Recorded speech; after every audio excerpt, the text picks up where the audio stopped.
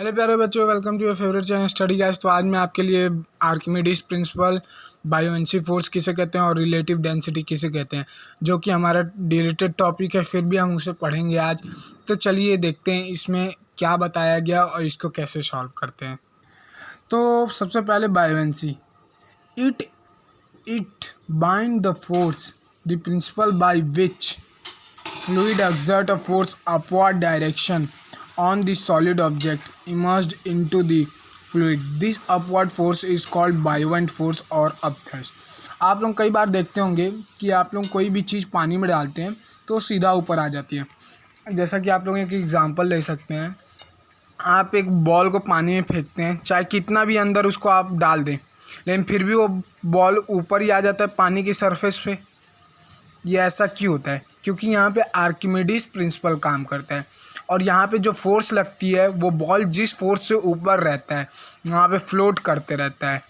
उस फोर्स को हम लोग, जो फोर्स उसको नीचे से, क्योंकि हम लोग जानते हैं न्यूटन थर्ड लॉ होता है, every action has equal and opposite reaction. तो जिस ग्रेविटेशनल फोर्स से बॉल को धरती नीचे खींचती है, लिक्विड में उतना ही अपोजिट रिएक्शन फोर्स से लिक्विड उस बॉल को अपथ्रस्ट देती है, यानी ऊपर का फोर्स देती है, जिसके कारण वो बॉल पानी के सरफेस पे फ्लोट करता है।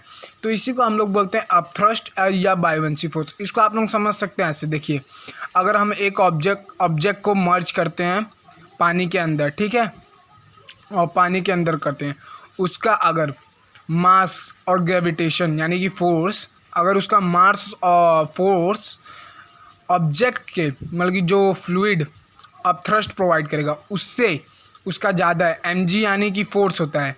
ग्रेविटेशनल फोर्स को हम लोग जानते हैं m/a होता है और a equals to acceleration equals to gravity, इसलिए हम लोग लिख सकते हैं इसको m/g।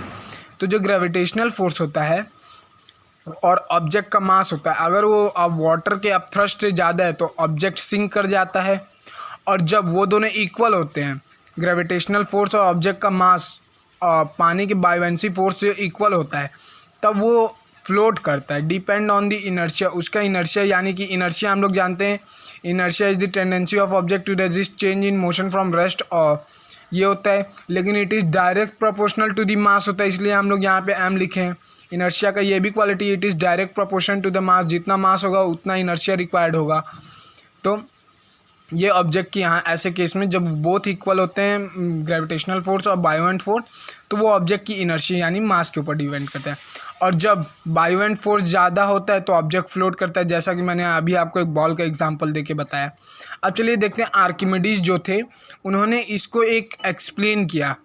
ये एक ग्रीक साइंटिस्ट थे, इन्होंने एक्सप्लेन किया। कैसे explain? Archimedes state that when an object is wholly or partially immersed in a fluid and upward force यहाँ पे नहीं लिखूँगा, आप चाहें तो लिख सकते हैं, इसका डेफिनेशन है called buoyant force act on it which is numerically equal to the weight of liquid displaced by the product। तो प्यारे बच्चों, अभी हम लोग ने लास्ट चैप्टर में जो फोर्स था उसमें हम लोग ने फोर्स मेज़र करना सीखा था। अब यहाँ पे ये जो आर्किमिडीज भाई थे, ये क्या करते हैं कि अब ये बताते हैं किसी ऑब्जेक्ट में फोर्स, मतलब कि किसी ऑब्जेक्ट पे पानी के अंदर कितना फोर्स लगेगा उसको ये मेज़र करना बता देते हैं। कि मान लीजिए मैंने ये जो आपको बताया न्यूटन थर्ड लॉ लगा, बॉल ऊपर सिंक कर रहा है, तो बॉल अभी तक हम लोग जानते थे किसी भी ऑब्जेक्ट का हमें मास या एक्सेलरेशन दे दे तो हम उसका फोर्स निकाल देते हैं। फोर्स का फॉर्मूला यही होता है, F = m/a। तो अब ये बोलते हैं कि अब किसी ऑब्जेक्ट का फोर्स, उस पर कितना फोर्स लग रहा है, वो बॉल जो पानी में फ्लोट कर रहा है उस पर कितना फोर्स लग रहा है वो पता करना है। तो ऑब्जेक्ट ने कितना पानी डिस्प्लेस्ड किया है उसको हमें पता करना पड़ेगा। आपको मैं एक एग्जांपल इसको भी देके समझाता हूँ। तो प्यारे बच्चों, अब इसको एक एग्जांपल से समझेंगे तो आपको आसानी पड़ेगा। तो जब वो नहा रहे थे, जो आर्किमिडीज भाई थे, तो वो देखिए एक एग्जाम्पल, अब वो पानी के अपने पुल के अंदर नहाने घुसे, तो वो जैसे ही ऐसे अंदर गए तो ये देखिए कुछ पानी यहाँ से निकलेगा बाहर।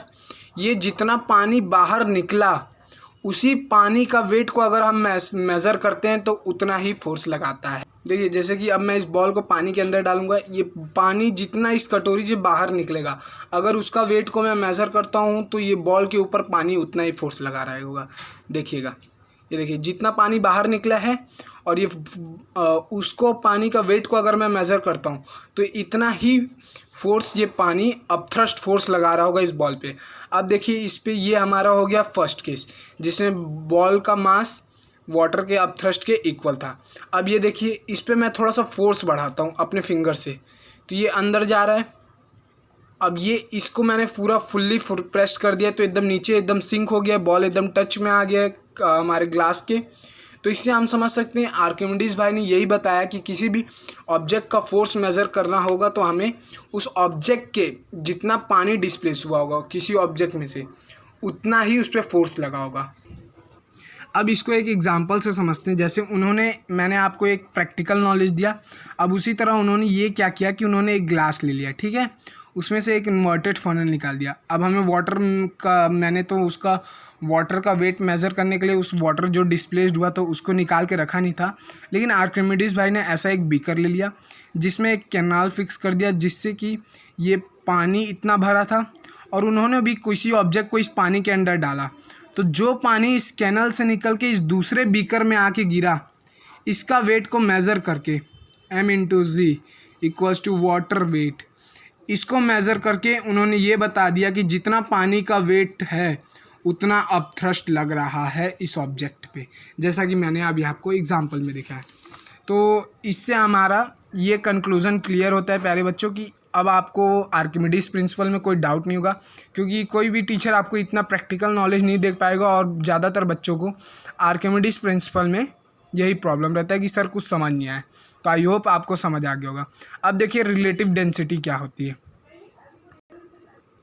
तो रिलेटिव डेंसिटी में relative density of a substance is defined as the ratio of density of the substance to the density of water.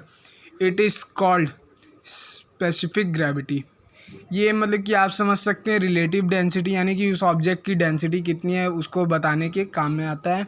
Through the relative density index we get the index whether the object will float or on water or not. ये relative density हमें object का ये बताने में help करता है कि object जैसे कि मैंने यहाँ पे एक्स्ट्रा वाटर निकाल के बताया था, ये ऑब्जेक्ट यही रिलेटिव डेंसिटी बताएगा कि ये ऑब्जेक्ट फ्लोट करेगा या सिंक करेगा।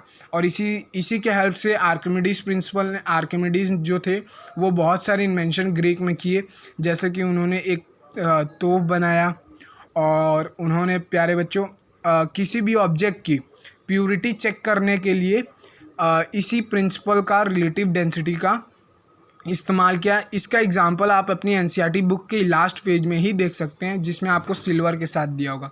तो आई होप प्यारे बच्चों आज का वीडियो आपको पसंद आया होगा, तो प्लीज़ वीडियो को लाइक कीजिएगा, शेयर कीजिएगा, अपने फेवरेट चैनल को सब्सक्राइब करना मत भूलिएगा। Thank you.